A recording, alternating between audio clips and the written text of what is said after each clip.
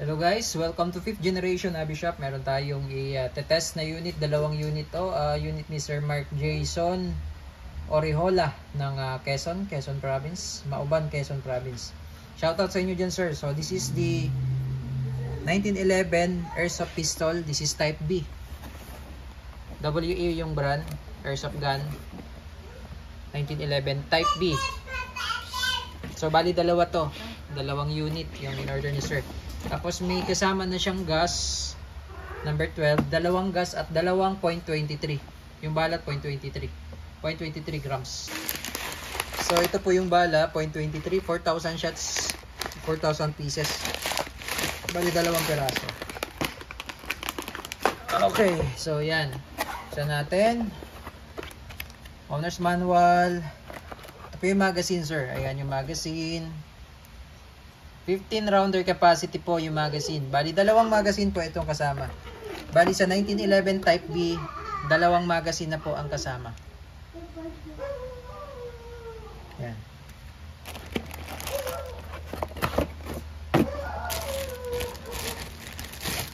Ito naman po yung unit.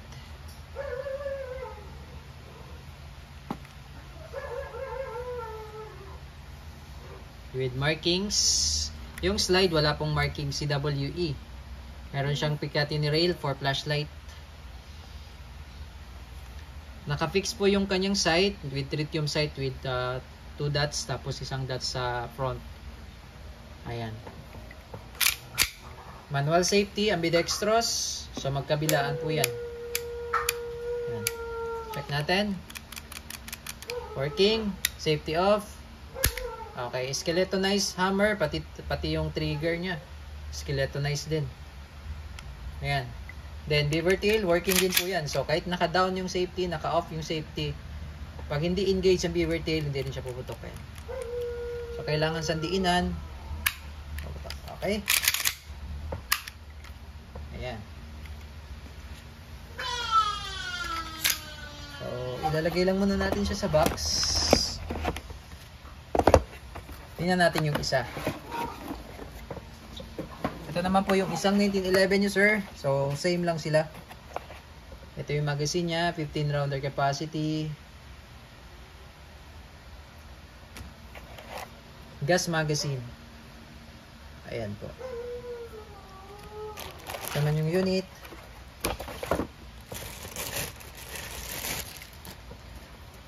Ayan, made in Taiwan, sticker lang po yan. Tapos with full markings din na 45 isang barrel. Wala siyang marking sa slide, ganun din.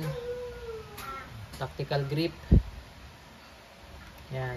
Parehas lang din sila ng sight. So testing natin yung safety. Okay, working. Safety off. Working.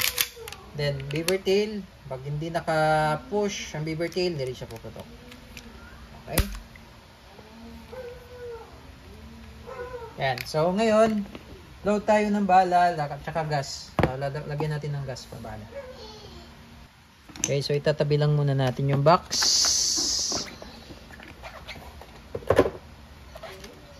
Okay, yan yung isang 1911. Ito natin lagay para makita ni sir.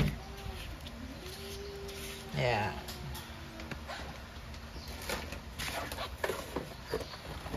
And then, ito yung isa.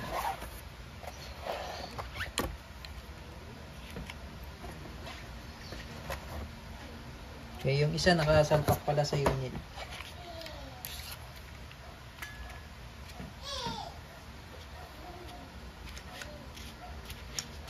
Yan.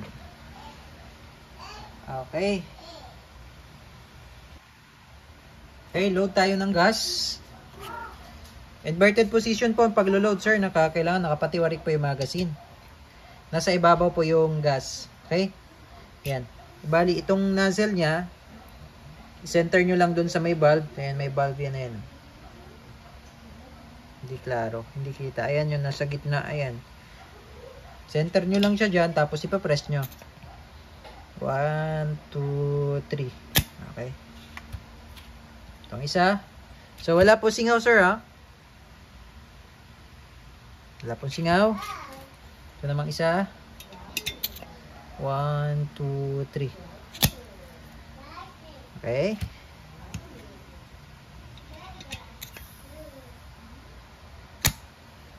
Tatlong segundo lang po.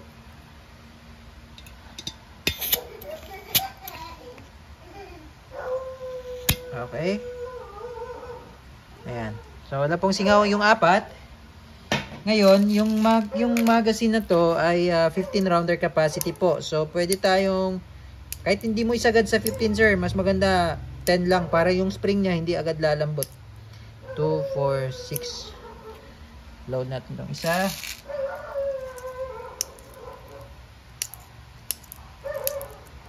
Five lang.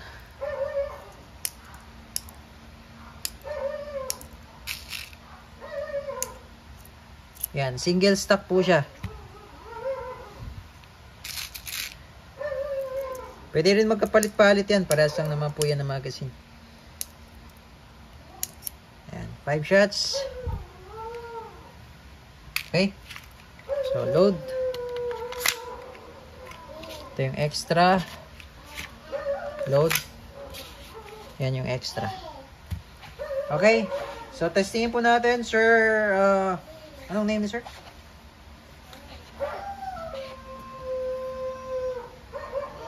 Sir Mark Jason. Okay, Sir Mark Jason. Testing po. Okay, testing po, sir.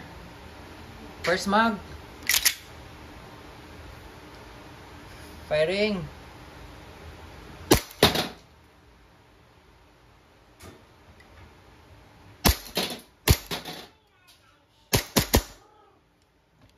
Okay, so open slide na po siya.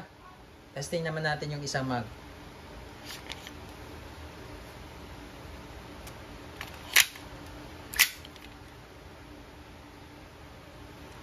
Firing.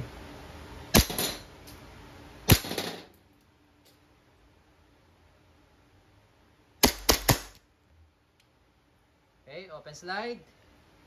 Release mag, tapos alalay lang sa slide. Tulak konti, baba yung slide stop, then release. Hammer down. Okay. One down, sir. Yung isa naman.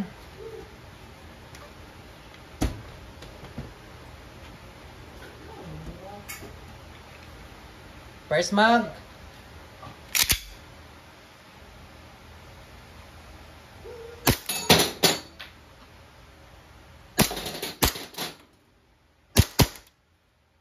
Open slide. Release mag. Press nyo lang yung mag-release para ma-release yung mag. Then yung second mag.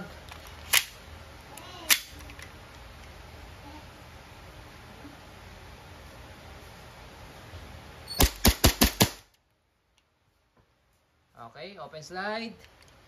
Release mag. Tulak konti. Baba slide. Slide stop. Release mag. Slide. Hammer down. Okay. So, all goods na po, Sir Mark Jason. Dalawang 1911 Type B. WE Airsoft Pistol. Full metal po yan. Metal slide, metal frame. Okay, lahat po yan metal. Ang bigat oh. Okay, all goods na po, sir. Thank you and have a nice day.